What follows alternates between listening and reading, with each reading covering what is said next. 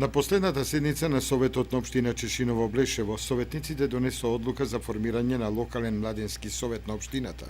Имено на јавниот повик што го распиша општината за предлагање на кандидати за членови на локалниот младински совет, беа поднесени голем број на апликации од страна на млади луѓе од општината за членување и работа во овој совет.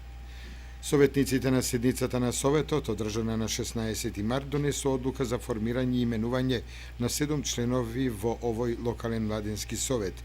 Во него влегоа Трајче Николов, Сузана Данилова, Марија Јованова, Славе Данев, Иван Богданов, Ангела Захова и Александар Ѓорѓиев.